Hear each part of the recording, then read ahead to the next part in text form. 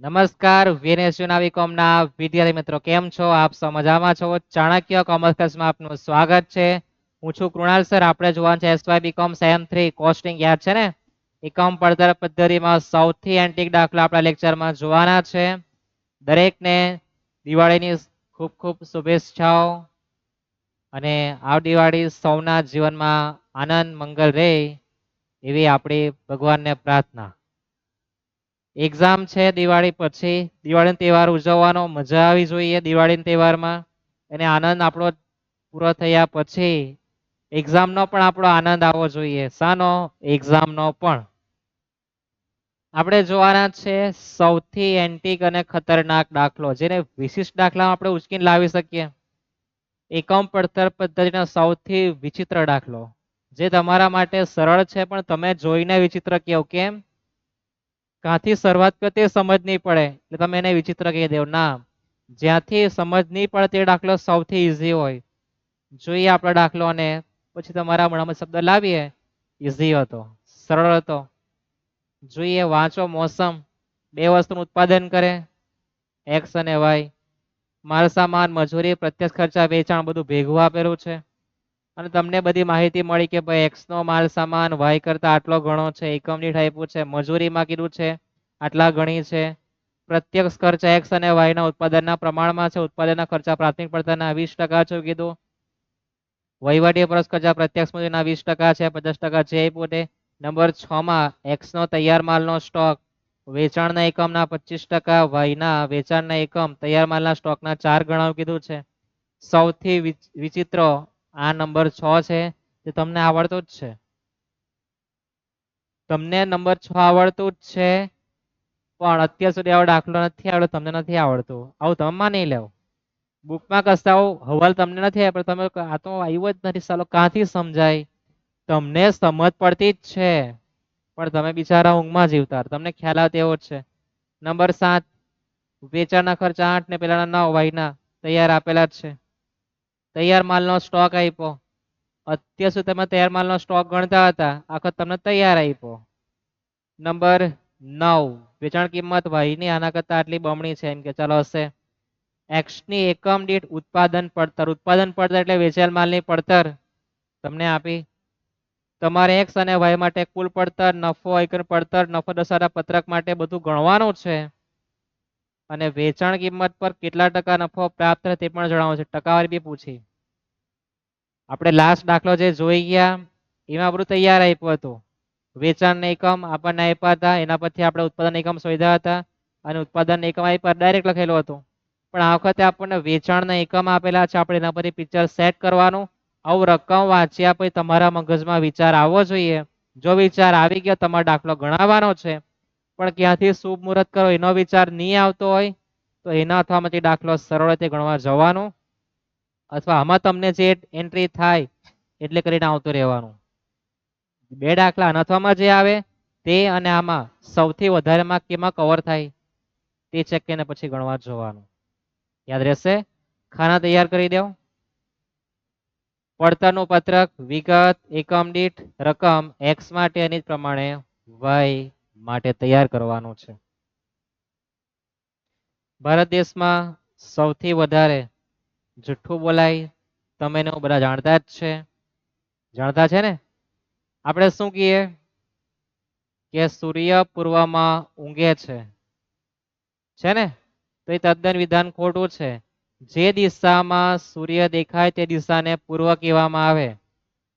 પૃથ્વી ફરતી છે, સૂર્ય ફરતો નથી પૃથ્વીની ફરતે. બરાબર, યાદ રાખો. રિપીટ કરીએ, તમારા ભેજામાં ફિટ થવું જોઈએ. સૌથી વધારે જુઠ્ઠું શું બોલાય? સૂર્ય પૂર્વમાં ઊંઘે છે. નાનપણથી શીખવી નાખે. અલા, શું યાદ રાખવાનું? કે જે દિશામાં સૂર્ય ઊંઘે તે દિશાને પૂર્વ કહેવાય. જે દિશામાં સૂર્ય દેખાય તેને પૂર્વ કહેવાનું છે. તમને તો એવું શીખવીને આપી દીધું કે સૂર્ય પૂર્વમાં ઊંઘે. જુઠ્ઠું ભણવાની શરૂઆત ત્યાંથી જ છે. પ્રતિજ્ઞા પત્રમાં ખાસ બધા ભારતીયો તમે જાણતા જ છો, છે ને? ભારત મારો દેશ છે, બધા ભારતીયો. તમે પાછા એક બધું કહેતા યાદ છે ને? હા, એ જાણો. તો ખાના તમારા તૈયાર થઈ ગયા. ચલિત સ્થિર ઉલ્લેખ નથી કર્યો તો આપણે બી લખેલા નથી. આ પણ તમારા ભેજામાં આવવું છે. રકમ વાંચ્યા પછી ચલિત ઉલ્લેખ નથી કર્યો, મારે બી લખવાની કઈ જરૂર નથી. બધા ખર્ચા પ્લસ કરવાના આવે તો ખબર ને, એ વત્તા બી વત્તા સી વત્તા ડી એટલે કુલ પડતર. યાદ રહેશે? આ એક વાર તમારી ઈચ્છા પાઈ રિપીટ કરી દઈએ, તમને યાદ રહેવું જોઈએ. સૂર્ય પૂર્વમાં ઊંઘે છે એ વિધાન તદ્દન ખોટું છે. જે દિશામાં સૂર્ય દેખાય તે દિશાને આપણે પૂર્વ કહેવી. આ આપણું ખગોળશાસ્ત્ર કહેતું છે, આવું કહેતા નહીં કોઈને. બરાબર છે? યાદ રહેશે ને? વિધાન સુધારીને તમારે નાના બાળકને બી કહેવાનું, જેને પૂછો કે ભાઈ આજે મારે તને પ્રશ્ન પૂછવો છે. શું પૂછવો છે? સૂર્ય કઈ દિશામાં ઊંઘે તો તમને કહેશે પૂર્વમાં, તો કહેજે આ ખોટું તને શીખવેલું છે.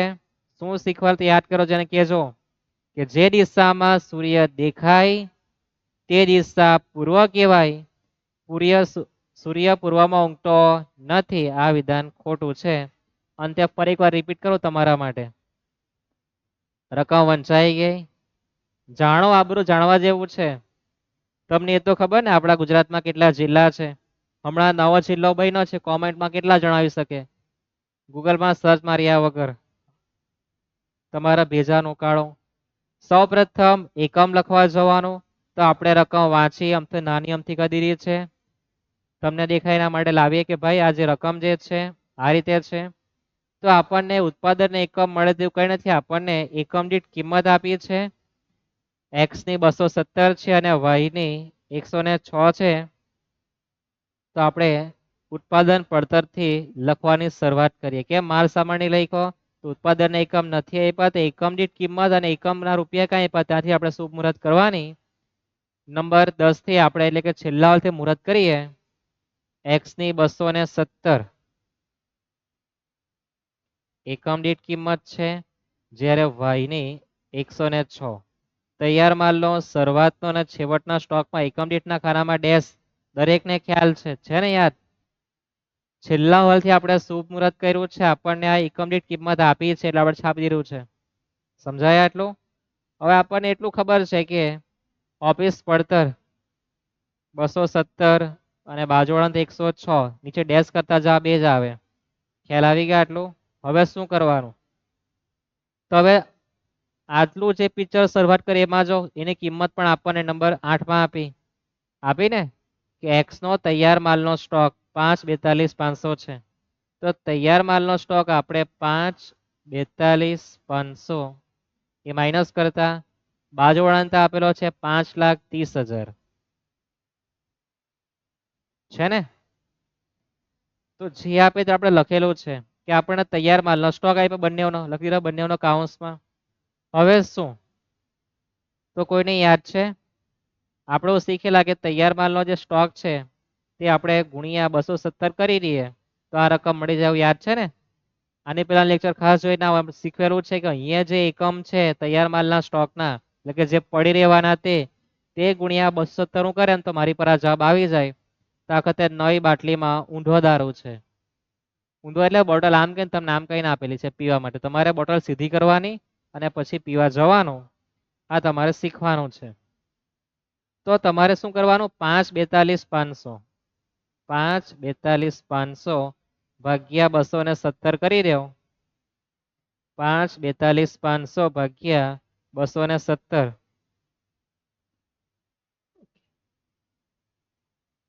બરાબર છે ને? 542,500 ભાગ્યા 217 તો 2500 એકમ આપણા આખરના સ્ટોકના આવવાના છે. કેટલા આવવાના છે આખરના સ્ટોકના?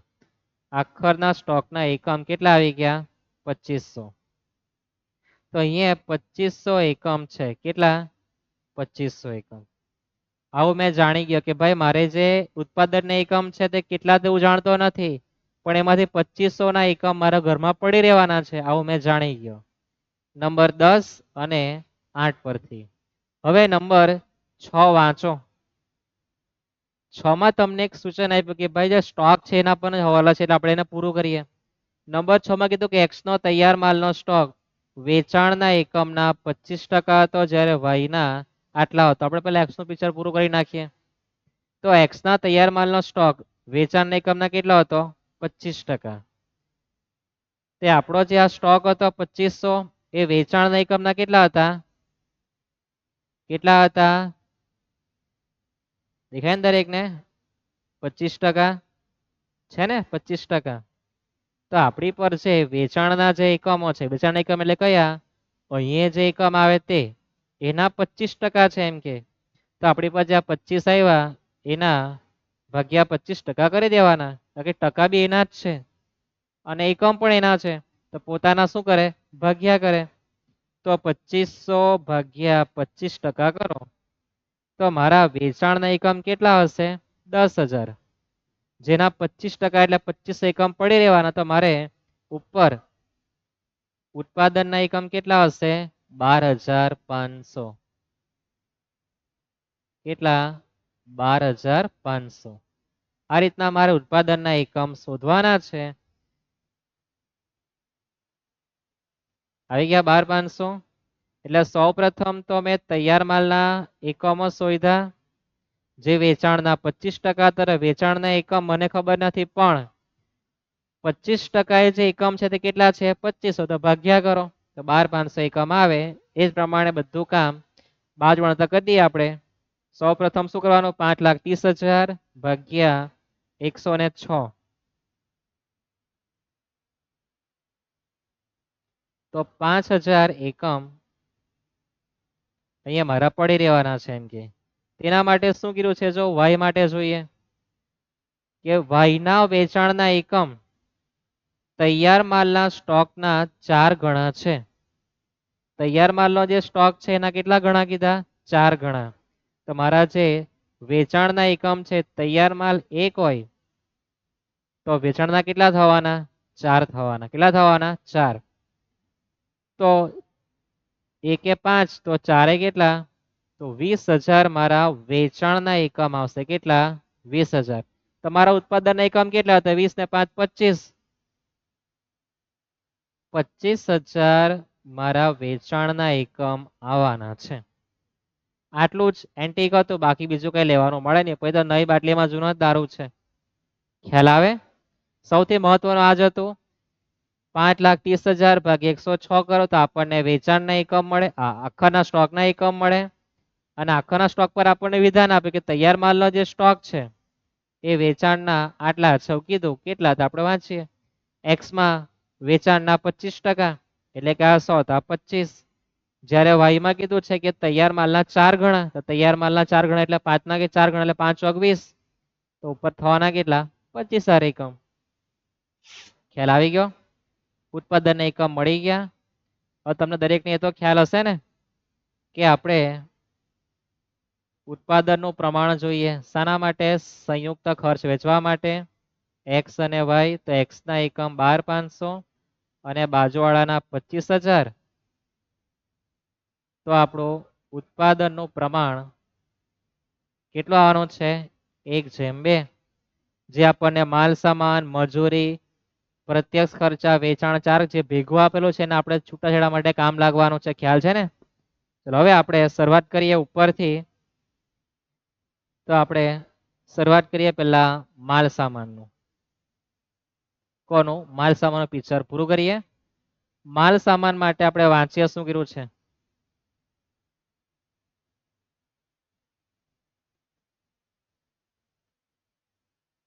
શું કીધું છે? વાંચો. એક્સ નો પ્રત્યક્ષ માલ સામાન ખર્ચ વાયના પ્રત્યક્ષ માલ સામાન ખર્ચ કરતા બમણો છે. તો વાયમાં જો 1 હોય તો એક્સ નો કેવો કીધો છે? બમણો. તો વાયમાં 1 લખીએ. છે ને? વાયના પ્રત્યક્ષ માલ સામાન કરતા બમણો છે તો વાય નો 1. તો આ 2. આપણું હવાલાનું પ્રમાણ ગુણ્યા આપણું ઉત્પાદનનું પ્રમાણ કેટલું છે? 1:2. તો ગુણાકાર કરો તો 2:2. એટલે એનો મતલબ કે મારે માલ સામાન શા વેચવાનો આવે? સરખે હિસ્સે. સરખે હિસ્સે એટલે કે 25 લાખના સરખે હિસ્સે કરો. કેટલા થાય? 12,50. 12,50,000. અહીંયા પણ 12,50,000. 12,50,000 ભાગ્યા 12,500 એટલે 12,500 નીકળી જવાના. 12,500 નીકળી ગયા 100 આવે. અને અહીંયાથી જવાના અડધા તો ડબલ થવાના. 1250 ભાગ્યા 25 એકમ કરો 50 આવે. ખ્યાલ છે ને? આ તો 12500 ભાગ્યા કરો 100 એ 12500 આવી ગયા ને. અથવા 12,50,000 ભાગ્યા 12500 કરો તો એ 100 આવે. બધી રીતના તમારે ચેક આઉટ કરવાનું. ठीक है माल सामान. मजूरी तरफ नजर नाखिए. मजूरी तू भी आ जा. किधर है? तो આપણે મજૂરીનું પણ જોઈ લઈએ. એક્સ અને વાય શું કીધું છે? વાય નો પ્રત્યક્ષ મજૂરી ખર્ચ વાંચો. એક્સ ના મજૂરી ખર્ચના 40%. તો એક્સ 100 હોય તો વાય કેટલો હોય? 40. ટકા 100 પર ગણાય. અને નંબર 2 જો તેના પર બધું લખવાનું 1 ને 2 ને 3 ને 4 ને 5 જે લેવો હોય તે. એટલે કે એક્સ નો પ્રત્યક્ષ મજૂરી ખર્ચ 100 છે તો 100 ના 40% કરો કેટલા થાય? 40. આ કોનું પ્રમાણ? આપણું હવાલાનું. કોનું? હવાલાનું. ઉત્પાદનનું પ્રમાણ જોઈએ તો 1/2 છે તો 100 * 100 અને 40 * 82 તો 20 * 5 100 અને 20 * 84 પ્રમાણ થાય 5/4. પછી એક મિનિટ કાઢી નાખો 10/8 માં વેચી આપો. તો મારી પર મજૂરી છે કેટલી? 1125. તો 1125 ભાગ્યા 9. 1125 ભાગ્યા 9 ગુણ્યા 5 કરો એટલે 625. અને બાજુવાળા 4 પછી બરાબર એટલે કેટલા? 5 લાખ. 625 ભાગ્યા કેટલા એકમ કરવાના? 12500 તો 50. અને 5 લાખ ભાગ્યા 25,000 તો 20. થઈ ગયા? હવે જે વિધાન છે વાંચો ફરીથી જાઓ. શું કીધું છે? વાય નો પ્રત્યક્ષ મજૂરી ખર્ચ એક્સ ના પ્રત્યક્ષ મજૂરી ખર્ચના 40% છે કૌંસમાં એકમ દીઠ. તો એક્સ નો જે મજૂરી ખર્ચ છે 50 રૂપિયા એના 40% કરો 20 થાય. એ પણ તમારે સાબિત થઈ ગયું છે ને? આપણે સમજીને બધું ભણવાના છે, ગોખણ પટ્ટી કરીને શીખવાના બિલકુલ નથી. રહેશે આટલું યાદ? 50 ના 40%. હવે કામ કર્યા પ્રત્યક્ષ મજૂરીમાં તો શું કીધું છે? પ્રત્યક્ષ મજૂરી ખર્ચા એટલે કે પ્રત્યક્ષ ખર્ચા એક્સ અને વાય ઉત્પાદનના પ્રમાણમાં છે. એમ કે પ્રમાણ કેટલું છે ઉત્પાદનનું આપણું? 1/2. તો 375 ભાગ્યા કેટલા કરવાના? 3 ગુણ્યા 1 પછી બરાબર એટલે 125. પ્રત્યક્ષ ખર્ચા 1,25,000 ને બાજુવાળા અંતર ડબલ એટલે કેટલા? 250. 125 ભાગ્યા 12500 એટલે નીકળી ગયા એટલે કેટલા આવવાના? 10. અને બાજુવાળા અંતર પણ 10 જ આવશે ને? સિમ્પલ. કરો સરવાળો. 160 70 ને 80. ખ્યાલ છે ને? પ્રાથમિક પડતર એટલે કે માલ સામાન મજૂરી પ્રત્યક્ષ 3 નો સરવાળો 160 ગુણ્યા 12500 કરો તો 20 લાખ થવાના. 25 ગુણ્યા 8 એ પણ 20 લાખ જ થાય ને? અથવા સરવાળો કરો 1250 ને 250 એટલે 15 લાખ. 15 ને 5 20 થઈ ગયું. કારખાના પરોક્ષ ખર્ચ માટે વાંચો શું કર્યું છે? નંબર 4 માં છે કારખાના એટલે ઉત્પાદન ખર્ચા. પ્રાથમિક પડતરના 20%. સૌથી ઈઝી વસ્તુ પૂછ્યું. પ્રાથમિક પડતરના 20% એટલે 16 ના 20% એટલે 16 દુ 32 અને 20 દુ 40 4 લાખ. અને 20% એટલે 8 દુ 16 અને એના 4 લાખ. થઈ ગયા ને? 160 20% કીધા છે તો ગુણ્યા 20% એટલે 32 પ્લસ કરી દેવું 192. 192 ગુણ્યા 12500 કરો અથવા તો 20 ને કેટલા થવાના છે? 24,000. આ બાજુ આ થવાના 96. આ બાજુ થવાના 24 લાખ. થાય ને? આ તો સિમ્પલ છે ને? કોઈ ઢાળ આપણે મારી નહીં મારી ને? ઈઝી વસ્તુ. ઓફિસ ખર્ચમાં શું કર્યું છે? તો વહીવટી પરોક્ષ ખર્ચા મજૂરીના 50%. દેખાય દરેકને? નંબર 5 વહીવટી પરોક્ષ ખર્ચા પ્રત્યક્ષ મજૂરીના 50%. 50% એટલે અડધા તો મજૂરી છે એના કરતા 50% મારા વહીવટી ખર્ચા છે આવું કહેવા માંગે. તો પહેલામાં 50 છે ને એક્સમાં 50 ના અડધા એટલે 25 અને બાજુવાળા ઘરમાં 20 ના અડધા એટલે 10. તો અહીંયા થવાના 2 50. અહીંયા 3 75 ગણી જાઓ 12 500 ગુણ્યા 25 3,12,500 3 25 તો નહીં થયા ને 6 25 ના અડધા થઈ ગયા. હવે 192 વત્તા 25 કરો 217 નહીં આવે તો ઘર દોઢું લાખવાનું અને કઈ નહીં કરવાનું બે રણ ઘરમાં શાંતિથી 96 વત્તા 10 થાય ને 106. હા 96 નહીં થઈ ગયા. સરવાળા કરીએ તો આ થવાના 27,12,500 બાજુવાળા ઘરે 26,50,000 શરૂઆતનો સ્ટોક નથી આપ્યો. હવે 27,12,500 માઇનસ કરો 5,42,500 તો એ આન્સર સરખા આવે અથવા 10,000 ગુણ્યા 270 કરો તો પણ તમારા આન્સર સરખો જ આવવાનો છે. કેટલા 21,70,000 ગણી જોજો. પેટમાં દુખતું હોય તો ખાસ કે ભાઈ 27,12,500 માઇનસ 5,42,500 આવે ને 21,70 અથવા તો આ બેનો ગુણાકાર આન્સર એટલો જ આવે. એ જ પ્રમાણે બાજુવાળાને તા 20,000 ગુણ્યા 106 કરો 21,20,000 આવે અથવા તો 26,50,000 માઇનસ કરો 45 આન્સર એટલો જ આવવાનો છે. તમે જે ગણ્યું છે એ બધું સાચું છે. એ તમને પ્રશ્નો જાતે પોતે જ કહી દે આવીને કે ભાઈ તું જે ગણતો બધું ડન છે એમ કે. વેચાણ વિતરણ ખર્ચમાં શું કીધું છે તો નંબર 7માં કીધું છે જો વાંચો નંબર 7 વેચાણ ખર્ચા એક્સ માટે એકમ દીઠ 8 અને વાય માટે 9 છે. હવે મહત્વની વસ્તુ ગુણ્યા એકમ કેટલા કરવાના 10,000 ભૂલથી 12,500 કોઈ કરવા નહીં જવાનું તો 80,000 અને બાજુવાળાને તા 1,80,000 9 દુ 18 20,000 ગુણ્યા 9 25 9 ગુણ્યા મારું થાય યાદ રહેશે ને લોચા નહીં વળવા જોઈએ. તો આ થવાના 225 આ થવાના 115 કેટલા થવાના 22,50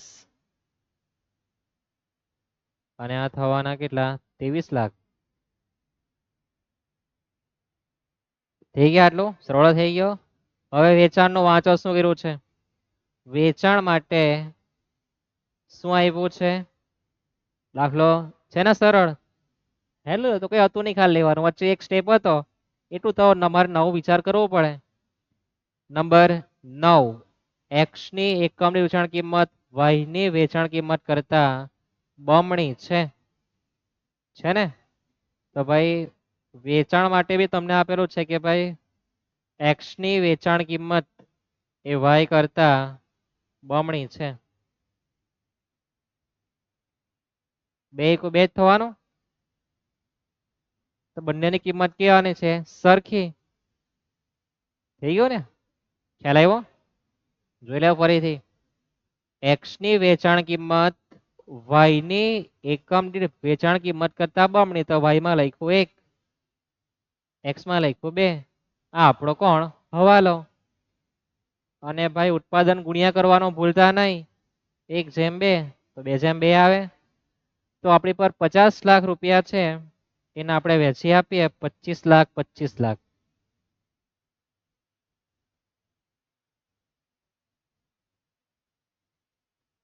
તો વચ્ચે મારો નફો 2 લાખ આવવાનો બાજુવાળા ઘરે કેટલા આવવાનો 250. તો ભાગ્યા કરવાનું રહ્યું 25 લાખ ભાગ્યા પેલા ઘરમાં 20,000 એટલે કેટલા 125. 25 લાખ ભાગ્યા 20,000 125. તો વચ્ચે નફો કેટલા આવે 10 ગુણ્યા 20 સર કરો 2 લાખ થઈ ગયા સાબિત થઈ ગયા. 25 લાખ ભાગ્યા 12,500 એટલે કેટલા 250.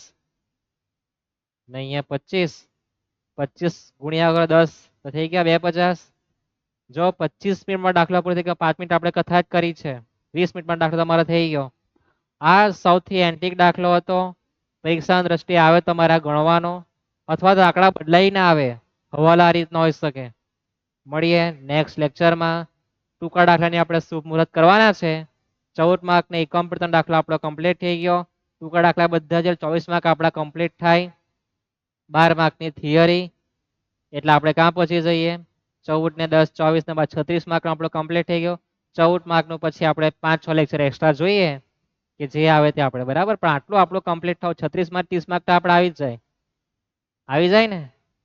માત્ર આપણે 6 કે 7 લેક્ચર, કદાચ આ 6થો લેક્ચર આપણો થવાનો, મને બહુ યાદ નથી, કારણ કે બધાના લેક્ચર સેટ કરો તો ભૂલી જવાય. તો આપણો આ જે લેક્ચર છે એમાં આટલું જોયું. બીજા આપણે 10 લેક્ચર છે એટલે બધું કમ્પ્લીટ આપણું થઈ જવાનું છે. સબસ્ક્રાઇબ કરવાનું બિલકુલ ભૂલતા નહીં. તમારા મિત્રને મોકલો, ભાઈ મેરા ભલા તેરા બી ભલા ઓર સર કા બી ભલા, જરા કહેજો સબસ્ક્રાઇબ કરો. સેમ 4 આપણે લાઈવ ભણીશું, પણ સબસ્ક્રાઇબ તમારા હાથમાં છે, મારા હાથમાં નથી. વિડીયો લાઈક કરવાનું બી તમારા હાથમાં છે, મિત્રને મોકલવું બી તમારા હાથમાં છે, અને વેકેશન પૂરું થાય પછી વિડીયો જોવાનું બી તમારા હાથમાં જ છે, મારા હાથમાં બિલકુલ નથી. મળીએ, સીતારામ.